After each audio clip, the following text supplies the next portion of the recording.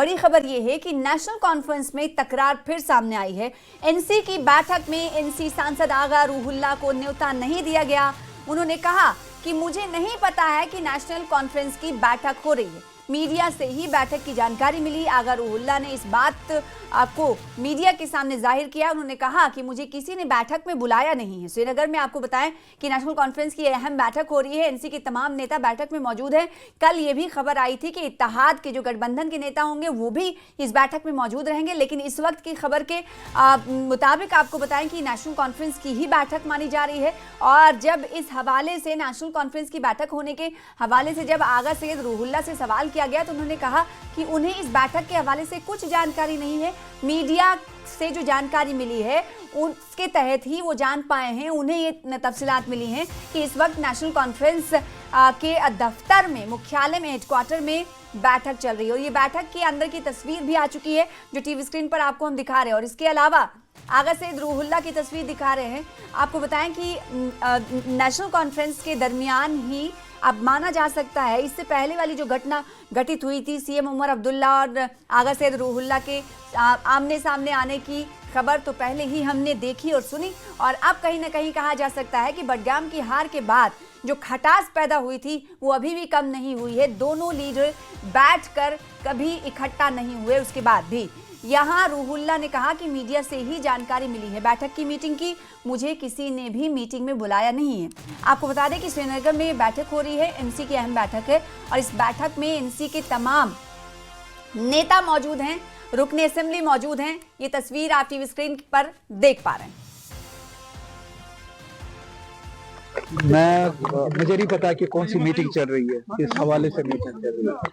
अगर working committee की meeting चल रही है तो मैं वर्किंग कमेटी का परमानेंट मेंबर हूँ। 2002 से लेके आज तक पहली बार हुआ है कि मुझे इस मीटिंग का इनविटेशन नहीं मिला है। अगर वर्किंग कमेटी की मीटिंग चल रही है, मैंने आप ही दोस्तों के जरिए सुना कि कोई मीटिंग चल रही है।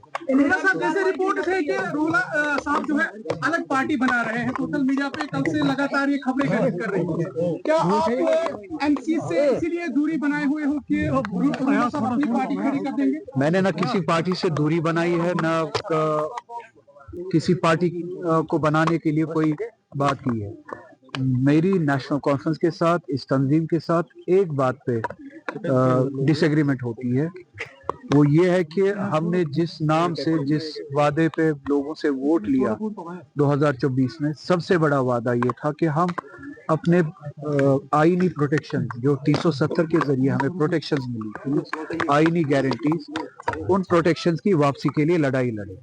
तो आपने सुना आगा सैयद रूहुल्लाह किस तरह की बातें करते हुए दिखाई दे रहे हैं। उन्होंने कहा कि किसी तरह की मीटिंग के हवाले से उन्हें जानकारी नहीं है। उधर नेशनल कॉन्फ्रेंस की मीटिंग को लेकर बीजेपी ने भी सवाल खड़े कर दिए हैं। नेता प्रतिपक्ष LOP leader of opposition Sunil Sharma ने कहा है कि इसमें किसी मुद्दे पर बात नहीं होगी। इस मीटिंग में जो नेशनल कॉन्फ्रेंस के अंदरून लड़ाई चल रही है, भीतर लड़ाई चल रही है, उस पर चर्चा होगी। सुनील शर्मा ने कहा कि आगा सैयद रूहुल्लाह ही नहीं बल्कि नेशनल कॉन्फ्रेंस में कई और रूहुल्लाह भी हैं जिनमें लड़ाई चल रही है। तो ये बड़ा बयान है भारतीय जनता पार्टी का। माना जा सकता है कि तंज कसते हुए ये बातें एलओपी के जरिए कही गई।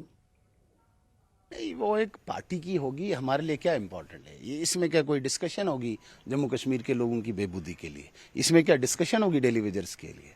इसमें क्या डिस्कशन होगी NYC या रहबरी तालीम के लिए? इसमें क्या डिस्कशन होगी पानी बिजली देने के लिए? इसमें डिस्कशन होगी इनकी लड़ाइयों की, इसमें डिस्कशन होगी इनकी मिनिस्ट्रीज की जो ये एक्सपेंशन नहीं कर पा रहे हैं, इसमें लड़ाई होगी बाप बेटे की, इसमें लड़ाई होगी दादा पोते की। इसमें कौन सी वो डिस्कशन होनी है जम्मू कश्मीर की? मैं सुना है आगा रूहुल्लाह पे वही ना, अंतर कला इन फाइटिंग, अंदर की लड़ाई। आगा रूहुल्लाह जैसे बहुत रूहुल्लाह इनके अंदर लड़ाइयां लड़ रहे हैं, उस पे डिस्कशन होगी। यहाँ पे कोई रेजोल्यूशन नहीं पास होना है कि जम्मू कश्मीर की बेबूदी के लिए हम तरक्की के लिए काम करेंगे। इसलिए हमारे लिए कोई इंपॉर्टेंट नहीं है नेशनल कॉन्फ्रेंस की। तो देखिए, अपोजिशन का रद्दमल आप सुन रहे थे, लेकिन सरकार के तहत नेशनल कॉन्फ्रेंस के जो तमाम एमएलए हैं और लीडर हैं इस वक्त इस बैठक में मौजूद हैं। लेकिन बैठक आखिर किस लिए बुलाई गई है इसको लेकर अभी बात वाज़ेह नहीं हो पाई है। सरोज कफील हमारे साथ, हमारे रिपोर्टर जुड़ रहे हैं इस खबर पर ज़्यादा जानकारी के साथ, और साथ ही साथ कई मेहमान भी हमारे साथ जुड़ रहे हैं। चलिए सबसे पहले उनका तारुफ करा देते हैं। हमारे साथ इस वक्त कई मेहमान आप देख पा रहे टीवी स्क्रीन पर। सरोज कफील मौजूद हैं और साथ ही साथ पॉलिटिकल एनालिस्ट भी मौजूद हैं। और इसके अलावा आपको बताएं कि तारिक भट्ट साहब है जो कि नेशनल कॉन्फ्रेंस के नेता हैं। स्वागत है आपका। विक्रम मल्होत्रा साहब है, प्रवक्ता है भारतीय जनता पार्टी के, आपका भी इस्तकबाल करते हैं। सुहेल काजमी साहब राजनीतिक विश्लेषक हैं, पॉलिटिकल एनालिस्ट हैं, आप हमारे साथ बने रहिए। सबसे पहले रुख कर लेते हैं ग्राउंड का कि मीटिंग जो शुरू हुई है आखिर एजेंडा क्या है। सरोज। बिल्कुल बिल्कुल सर, देखिए आपको बताते चलें कि जो ये सेंट्रल वर्किंग कमेटी की मीटिंग रहती है ये यहाँ पर हर 6 महीने बाद होती है नेशनल कॉन्फ्रेंस की तरफ से। आपको बताते चलें कि इस बार जो सेंट्रल वर्किंग कमेटी की मीटिंग है अभी हुई नहीं थी ऑफ लेट, जिसके चलते हुए कल डॉक्टर के फारूक अब्दुल्ला जो पार्टी के सदर हैं उन्होंने कल यहाँ पर न्योता दिया था। कई सारे जो MLAs हैं इसमें वो पहली बार पार्टिसिपेट कर रहे हैं इस मीटिंग में। एक चीज़ डिफरेंट है, इससे पहले जब भी वर्किंग कमेटी की मीटिंग होती थी उसमें जनरल सेक्रेटरी या प्रोविंशियल प्रेसिडेंट जैसे जिनके पोर्टफोलियोज है वो इस मीटिंग में शामिल होते थे, लेकिन पहली बार ऐसा हुआ कि तमाम MLAs को भी यहां पर इस बार दावत दी गई थी, जिसके साथ जो MLAs जो MPs इनके अपर हाउस के हैं, लोअर हाउस के हैं, उनको भी दावत दी गई थी।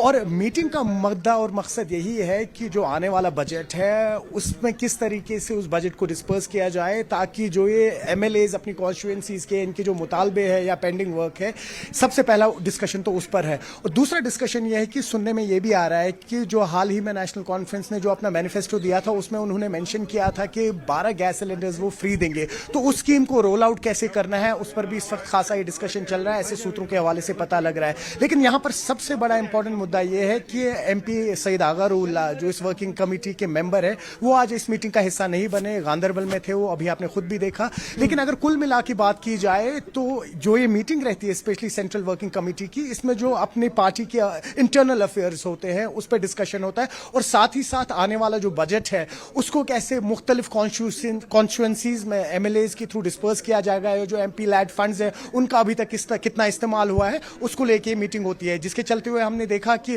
डिप्टी CM सुरेंद्र चौधरी भी लगातार पिछले 2 दिन से श्रीनगर की मुख्तलिफ जगहों का दौरा कर रहे हैं। कई सारे प्रोजेक्ट्स है अभी, जिसमें सनत नगर का फ्लाईओवर है, जिसमें जुकूरा का रोड है जो भी कंप्लीट नहीं हुआ है, तो उस सब का एक खाका बन के फिर सामने CM के सामने रखा जाता है और किस तरीके से आगे काम किया जाए उस हवाले से मीटिंग यहाँ पर ली जाती है। लेकिन यहाँ पर सबसे बड़ा सवाल ये खड़ा होता है कि MP आगा रूहुल्लाह जो वर्किंग कमेटी के एक कोर मेंबर है वो आज इस मीटिंग का हिस्सा नहीं बने हैं। तो कुल मिला के अगर बात की जाए तो कुछ इंपॉर्टेंट जी बने रहिए हमारे साथ। अगर बात की जाए तो कुछ मेहमान इसी भी हैं तरीके और उनसे हम जानने की कोशिश करेंगे। और सबसे पहले तारिक भट्ट साहब का रुख कर लेंगे, चूंकि नेशनल कॉन्फ्रेंस की CWC की मीटिंग हो रही है और इसके मेंबर ही इस मीटिंग का हिस्सा नहीं, तो क्या ये माना जाए कि जो नाराजगी शुरू हुई थी उसमें कुछ कुर्बत की तरफ के इशारे नहीं मिलते हैं, ये मान लिया जाए? तारिक भट्ट साहब।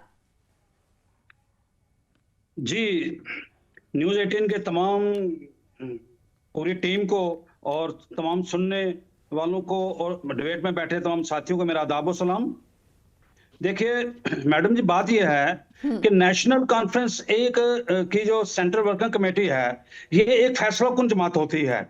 जो भी तंजीम के अंदर बड़े फैसले लेने होते हैं और वो इसी कमेटी में लिए जाते हैं। कोई इसमें नेशनल कॉन्फ्रेंस का जो कानून में जो तब्दीली लाना या कोई बड़े फैसले जो होते हैं वो इसी कमेटी के अंदर होते हैं। तो मौजूदा सूरत हालात को देखते हुए और मौजूदा जो पिछले इलेक्शन हुए हैं उनको देखते हुए और बाकी तमाम चीजें जो हैं उनको मद्देनजर रखते हुए ये वर्किंग कमेटी की मीटिंग जो बुलाई गई है, तो इसमें जैसे कि चर्चा मैं सुन रहा हूं कि आगा रूहुल्लाह साहब को नहीं बुलाया गया। मैं तो ये समझता हूं कि नेशनल कॉन्फ्रेंस एक ऐसी बार डिसिप्लिन जमात है, इस जमात के अंदर जो डिसिप्लिन से रहता है उसको अच्छी पोजीशन भी दी जाती है और जो डिसिप्लिन से बाहर होता है उसे नजरअंदाज भी किया जा सकता है। और मैं क्या ये समझता माना हूं जाए कि नजरअंदाज किए जाने की शुरुआत इस मीटिंग से हो सकती है? बाज़ाब्ता कोई एक्शन उनके खिलाफ लिया जा सकता है? क्या ये माना जाए कि इस CWC के मीटिंग के बाद आगा रूहुल्लाह को लेकर कोई पार्टी एक्शन लेगी? जाहिर है कि आगा रूहुल्लाह साहब काफी दिनों से जो उनके बयानात जो आ रहे हैं वो मैं ये समझता हूं कि वो एंटी पार्टी उनके जो बयान आते हैं, लीडरशिप के खिलाफ उनके बयान आते हैं। तो कुदरती बात है कि कोई भी पार्टी होगी, पार्टी की लीडरशिप के खिलाफ बोलना या पार्टी के खिलाफ बोलना, तो उसमें फिर कोई ये तवक्को रखे कि नहीं मुझे बुलाया जाए।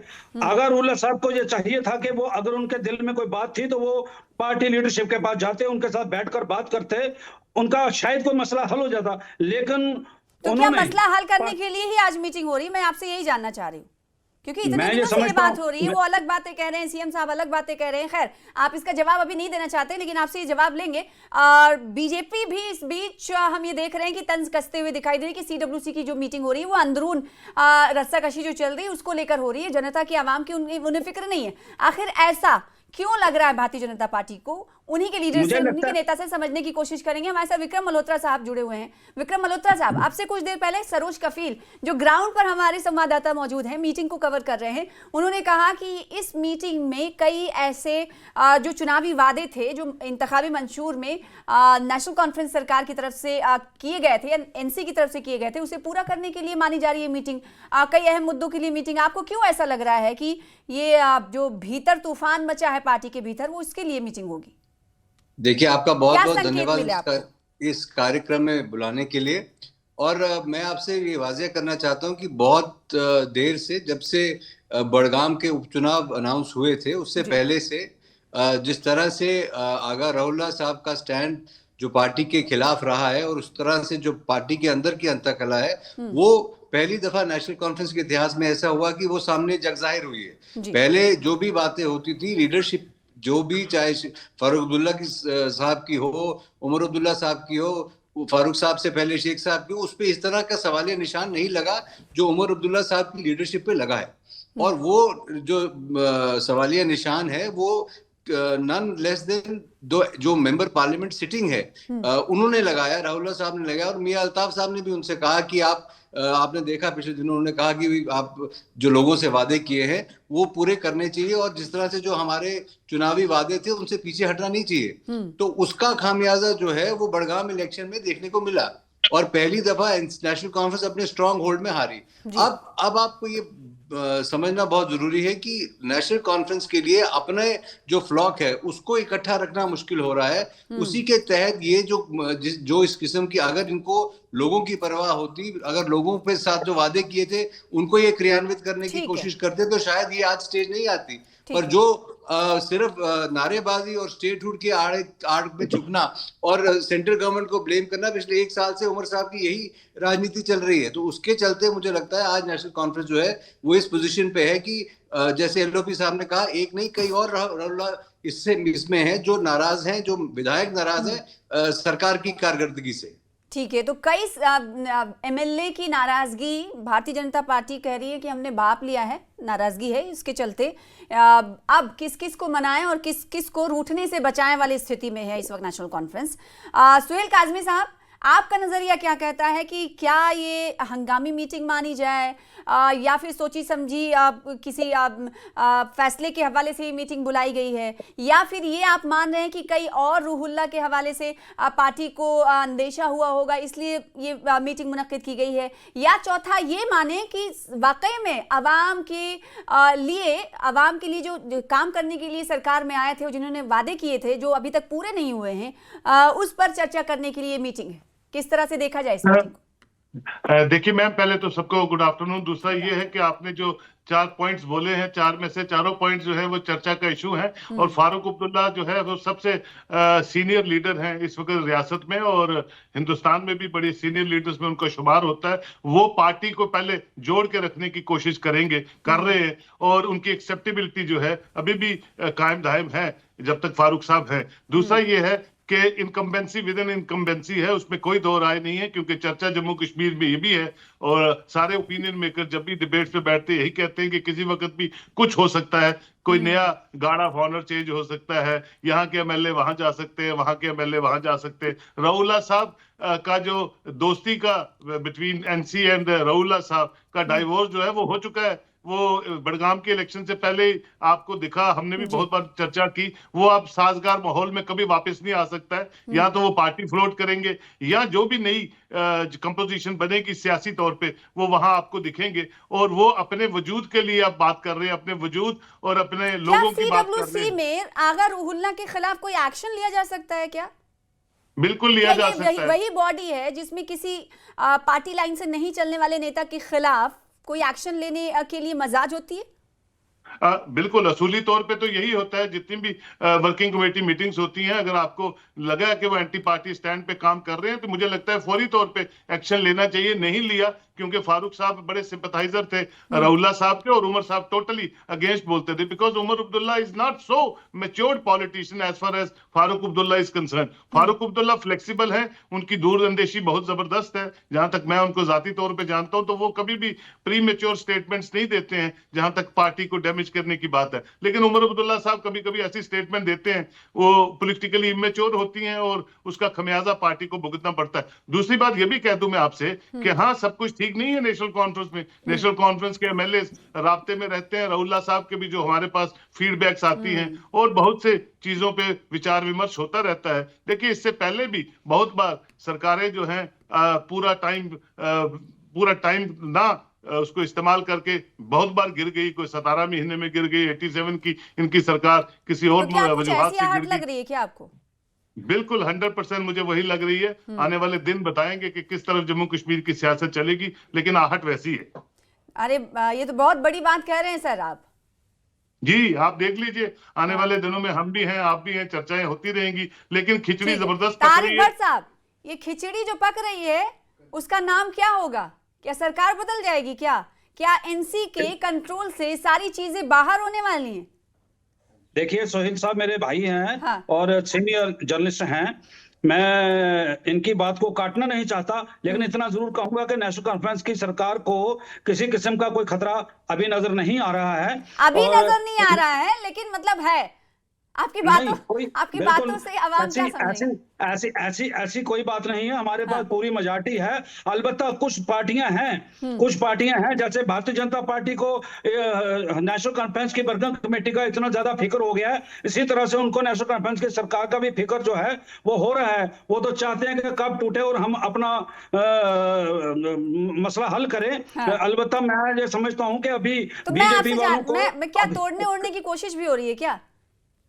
नहीं, ये इनका तो काम ही यही है। कौन सी रियासत है हिंदुस्तान की जहां इन्होंने नहीं तोड़ी है? नहीं, ये तो अभी पूरी यूटी की कोशिश बात करेंगे। करिए ना, रियासत की बात हम नहीं कर रहे हैं। आपसे कोई किसी एमएलए की तरफ से कुछ कहा गया क्या? बीजेपी की पूरी कोशिश है, इसीलिए ज्यादा उनको फिक्र हो रही है। बीजेपी की पूरी कोशिश है कि अब सरकार को इसको घेराएंगे, इसको तोड़ेंगे, लेकिन ये इनका ख्वाब कभी पूरा होने वाला नहीं। जहां तक अगर रुल्ला साहब का ताल्लुक है, मैं आपसे एक बात कहना चाहता हूं कि बख्शी गुलाम मोहम्मद बहुत बड़े लीडर हुए, वो इस पार्टी को छोड़कर चले गए तो ये जमात जिंदा रही। मिर्जा अब्दुल बेग साहब वो चले गए, जमात जिंदा रही। जीएम शाह साहब चले गए, जमात जिंदा रही। तो आपका कहने का मतलब ये है कि अगर रुहुल्ला साहब चले जाएंगे हम पर कोई फर्क नहीं पड़ेगा, हमारी जमात वैसी की वैसी रहेगी। लेकिन बीजेपी पर बड़ा आरोप आप लगा रहे, इल्जाम लगा रहे विक्रम मल्होत्रा साहब, आप तो गिराने में ही रहते हैं, सरकार गिराने में रहते हैं, चाहे रियासत की हो चाहे यूटी की हो। ये बहुत बड़ा इल्जाम है आप पर। एक सेकंड तारिक भट्ट साहब, विक्रम मल्होत्रा साहब आपसे इस सवाल का जवाब। इस घर को आग लगेगी इस घर के चिराग से, और जो आगे पीछे दाएं बाएं छोटी मोटी पार्टियां बनी है वो इसी नेशनल कॉन्फ्रेंस से निकली है, लेकिन नेशनल कॉन्फ्रेंस को कोई फर्क पड़ने वाला नहीं है। एक अगर ये छोड़ के 10 भी निकल जाएंगे, ये जमात फिर भी जिंदा रहेगी और पाइंदा रहेगी। डॉक्टर फारूक अब्दुल्ला साहब का ठीक है, आप ये कह रहे हैं कि हमें कोई फर्क नहीं पड़ता रुहुल्ला से। एक सेकंड, लेकिन इस जो अंदरूनी खटपट होती है उससे बाहर वाले फायदा उठाते हैं सर। देखिए, बाहर फायदा सूरत में उठाया जा सकता है। एक सेकंड भट्ट साहब, एक सेकंड विक्रम साहब, अंदर देखिए जो पोजीशन के लोग क्या बीजेपी ऐसी कोशिश कर रही है कि सरकार गिरे? बीजेपी को कोई कोशिश करने की जरूरत नहीं है। अच्छा, हमारी पार्टी की आपने सभी की बातें सुनी। बीजेपी कह रही है कि इनके अपने ही बहुत काफी है सरकार गिराने के लिए, बाहर के लोग चाहिए ही नहीं। बिल्कुल, देखिए मैं ये कह रहा हूँ, भट्ट साहब का ऑडियो नीचे कर दीजिए सर। इस पूरी सिचुएशन को, पॉलिटिकल सिचुएशन जो इस वक्त बनती हुई नजर आ रही है, तारिक भट्ट साहब एक सेकंड प्लीज, मैं दूंगी बोलने के लिए आपको वक्त। सरोज, इसे किस तरह से देखा जा रहा है और किस तरह से देखा जाए? बिल्कुल बिल्कुल बिल्कुल, देखिए यहाँ पर सोहेल काजमी साहब भी है, बाकी जो हमारे पैनलिस्ट है। एक चीज हम यहाँ पे ये भी तो देख सकते हैं कि अगर चश्मे को उल्टा करके देखें, क्या ये गुड कॉप बैड कॉप की पॉलिसी खेली जा रही है? क्या कई सारे ऐसे स्टेटमेंट्स जो आगा रुल्ला दे पा रहे हैं सीएम उमर अब्दुल्ला नहीं दे पाते हैं। क्या नेशनल कॉन्फ्रेंस में इस वक्त आगर उल्ला और डॉक्टर फारूक अब्दुल्ला की बहुत अच्छी कोऑर्डिनेशन चल रही है? क्या उनकी अंडरस्टैंडिंग है? क्या वो जानते हैं कि जो वो बयान दे सकते हैं वो उमर अब्दुल्ला नहीं दे सकते हैं, क्योंकि वो ना ही सेंटर में ना ही यहाँ यूटी में लोग शायद उससे रिलेट कर पाए? क्या जिस तरीके के बयान पहले महबूबा मुफ्ती दिया करती थी उस तरीके के बयान जो आज आगर उल्ला दे रहे हैं, वो कह रहे हैं कि अगर आतंकियों के घरों को ढेर किया जा रहा है वो नहीं होना चाहिए। शायद अगर उमर अब्दुल्ला की जुबानी ये बयान निकलते हैं तो वो सही नहीं लगेगा। क्या इसीलिए आगर उल्ला वहां पर है? तो कई सारे ऐसे पहलू हैं इसमें जो मैं आपसे कह रहा हूं कि क्या आगर उल्ला इस वक्त जो उन्हें डॉक्टर फारूक अब्दुल्ला कह रहे हैं उन्हीं नक्शे कदम पे चल रहे हैं। तो कई सारी ऐसी पॉलिटिकल एनालिस्ट है या इसकी ऐसी एनालॉजी है जो अभी कुछ आने वाले वक्त में ही सामने आएगी। तो ये जो भी मैं पहलू आपसे है कह रहा जिसको था ध्यान कि में उमर रखने की अब्दुल्ला के जरूरत कई है, सारे जिसका जी। जिक्र सरोज कर रहे थे। बिल्कुल, और बिल्कुल। एक बहुत बड़ी बात सुहेल काजमी साहब ने कही है कि इस वक्त घोड़े दौड़ रहे हैं, लेकिन ये घोड़ा किस कदर जाएगा, किस रास्ते जाएगा, ये कहना मुश्किल नहीं है, लेकिन इशारे जरूर मिल रहे हैं सुहेल काजमी साहब। देखिए, मैं एक ही बात, तारिक भट्ट साहब मेरे भाई है, नेशनल कॉन्फ्रेंस के बड़े कदावर नेता, मैं इनसे जो इन्होंने 2-3 नाम लिए ना मैम, वो बीजेपी के नाम नहीं थे। बख्शी गुलाम मोहम्मद नेशनल कॉन्फ्रेंस में शेख साहब के मिनिस्टर थे, वो प्राइम मिनिस्टर बने। अब इन्होंने जीएम शाह साहब का नाम लिया, वो फारूक साहब के दामाद थे, वो भी चीफ मिनिस्टर बने 85 में, 17 महीने की सरकार चलाई। जो भी इनके रिश्तेदार थे, जो भी इनके फैमिलीज में, वही रिश्तेदार बने। बीजेपी तो 82 में उसका वजूद बना पूरे भारत में, तो बीजेपी तो थी नहीं तब। तो मेरा कहने का मतलब है कि बीजेपी को कोई कोशिश करने की जरूरत नहीं है। पॉलिटिकल कंपोजिशन वर्ड में यूज करता हूं। हाँ। उस कंपोजिशन पे काम हो रहा है और उस कंपोजिशन में क्या चीजें किसको फिट आएंगी उस पे आप देखेंगे तो इस पॉलिटिकल नरेशन कंपोजिशन से बनेगा क्या? इस कंपोजिशन के इक्वल टू होने वाला है क्या? इसकी सभी को इंतजार है। हमारी भी नजर इस पर रहेगी। सुहेल काजमी साहब, आगे भी आपसे बातचीत होती रहेगी। बहुत शुक्रिया तारिक भट्ट साहब आपका, विक्रम मल्होत्रा साहब आपका, सरोज हमारे साथ जुड़ने के लिए शुक्रिया। फिलहाल इसी के साथ छोटे से ब्रेक के लिए रुकेंगे। ब्रेक के बाद जल्द लौटेंगे।